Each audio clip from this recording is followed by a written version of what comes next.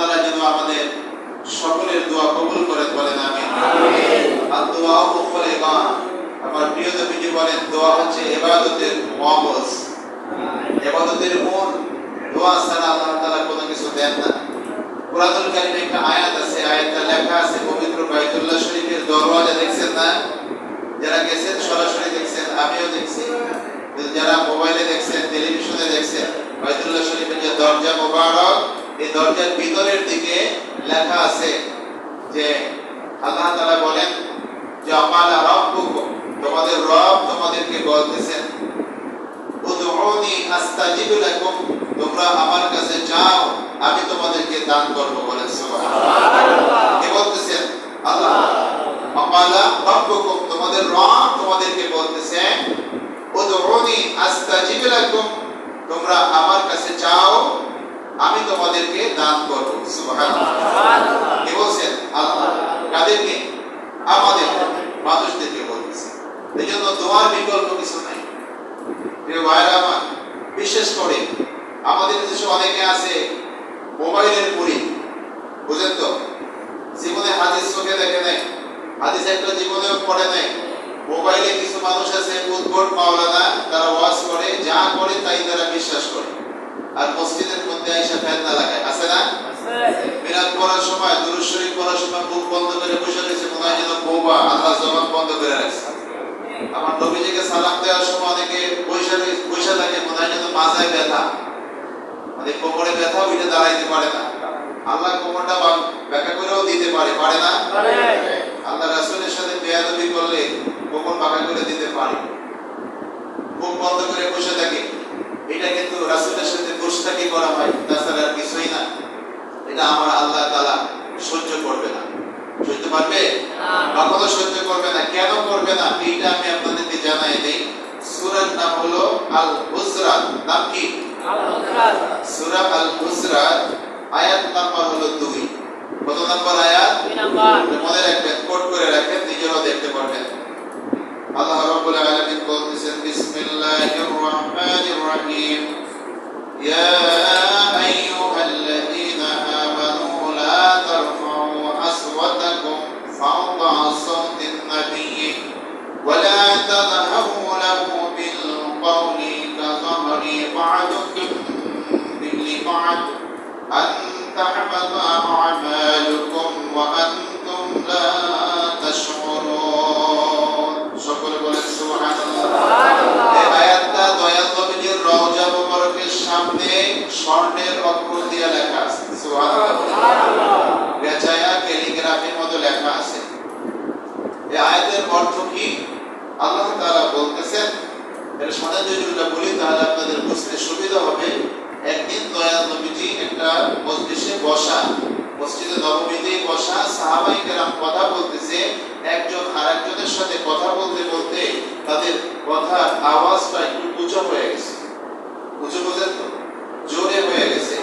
আমার আল্লাহ তাআলা সহ্য করে না। সাথে সাথে আয়াত নাযিল করছে। হযরত জিবরাইল আলাইহিস সালাম এসে বলতেছেন, ইয়া আইয়ুহাল্লাযীনা আমানু, হে ঈমানদারগণ, তোমরা যারা ঈমান এনেছো তোমরা চুপ থাকো, খবরদার। তোমাদের নবী আল্লাহ তাআলার প্রিয় হাবিব দয়াল নবীজির কথার আওয়াজের চেয়ে যেন তোমাদের কথার আওয়াজ বেশি না হয়। বলেন সুবহানাল্লাহ। বোঝার চেষ্টা করেন, কথার আওয়াজটা একটু বেশি হয়েছে। এজন্য বলতেছে যে নবীজির কথার আওয়াজের চেয়ে যেন তোমাদের আওয়াজ বেশি না হয়। যদি হয় কি হবে? আবার আল্লাহ তাআলা বলেন, তোমরা একে অপরের সাথে যেভাবে অন্য সময় কথা বলো, আমার নবীজির সামনে এভাবে কখনোই কথা বলা যাবে না। যদি বলো তাহলে তোমাদের যত আমল আছে, তোমাদের নামাজ, তোমাদের রোজা, তোমাদের হজ, তোমাদের যাকাত, তোমাদের কোরআন তেলাওয়াত, তোমাদের নফল নামাজ, তোমাদের তাহাজ্জুদের নামাজ সব নিষ্ফল হয়ে যাবে। আমি আল্লাহ তাআলা সব ধ্বংস করে দেব। বলেন নাউযুবিল্লাহ। তাহলে এই নবীর সম্মান আছে না নাই? কথা বলেন আছে না নাই? এই নবীর দুরূদের সময় যদি জবান বন্ধ করে রাখেন, দুরূদ পড়ার কথা কোরআন শরীফেও আছে, আবার বলবেন যে দুরূদ শরীফের কথা নাই, সল্লু আছে, সল্লু। আপনারা যদি বলেন এই ভাষার প্রশ্ন করে যদি তর্ক করতে চান, এরকমের হাজারো ভুল আপনাদের মধ্যেও আছে। এই যে আমরা যে পানি বলি, পানি কোরআন শরীফে আসেনি? কোরআন শরীফে আছে মা, মাউন। আরবিতে বলা হয় কি? মাউন বা মা। আরবিতে, আরবে বলে ওরা সহজ ভাষায় ময়া, আঞ্চলিক ভাষায়। এর অর্থ কি? পানি। তো আমরা কি আরবিতে বলি? বলি না। আমরা কিসে বলি? পানি হলো উর্দু ফার্সি শব্দ। ইংরেজিতে বলে ওয়াটার, বাংলায় অর্থ হলো জল। বাংলা ভাষায় পানিকে কি বলা হয়? জল। জল বললে গুনাহ হবে না, ওয়াটার বললেও গুনাহ হবে না, মাউন্ট বললেও গুনাহ হবে না, পানি বললেও গুনাহ হবে না। তাই আমরা সহজ ভাষায়, যেহেতু আমাদের দেশে আগে উর্দু ভাষাভাষী যারা, তাদের কিতাব পড়া হতো, এই জন্য আমরা পানি উচ্চারণ করি। এই জন্য আমরা দুরূদকে, সাল্লুকে দুরূদ বলি, সালাতকে নামাজ বলি। এতে দোষের কিছু নাই। আমরা সবাই জানি যে নামাজ এবং সালাত একই জিনিস। বুঝতে পারছেন আমার কথা?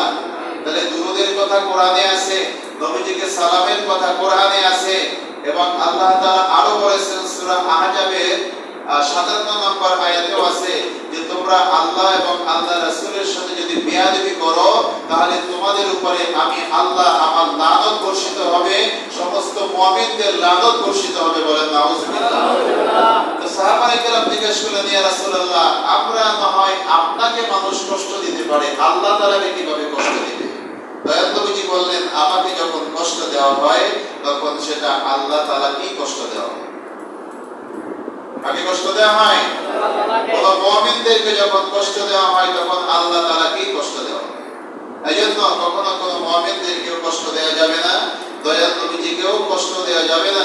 দয়াল নবীজির সাথে বেয়াদবি হয় এমন কোনো আচরণ করাও কথা বলেন, আচরণ করাও যাবে না। দুরূদ ও সালামের সময় উচ্চ আওয়াজে কথা বলা যাবে না, বেয়াদবি করা যাবে না, মুখ বন্ধ রাখা যাবে না। মনে রাখবেন, এই মসজিদে যত আমল করা হয় কোরআন হাদিসের বাইরে কোনো আমল করা হয় না। যদি আপনারা ধরতে পারেন, আপনারা আমাদের কাছে নিয়ে আসবেন, আমরা দেখব। যদি কোরআন হাদিসের বাইরে হয় সেটা আমরা করব না। কিন্তু পিছনে পিছনে যদি আপনারা সঠিক তদন্ত ছাড়া, সঠিক ব্যাখ্যা ছাড়া, কোরআন হাদিসের রেফারেন্স ছাড়া পিছনে পিছনে যদি আপনারা কটাক্ষ করেন, আজে বাজে কথা বলেন, এতে আপনাদের নিজেরই ক্ষতি হবে, অন্য কারো কিছুই হবে না। ঠিক কিনা বলেন? তাহলে আমরা আজকে জানলাম নবীজির সাথে বেয়াদবি হয় এমন কোন কথা অথবা কাজ করা যাবে না। দুরূদ শরীফ পড়েন, আল্লাহুম্মা সাল্লি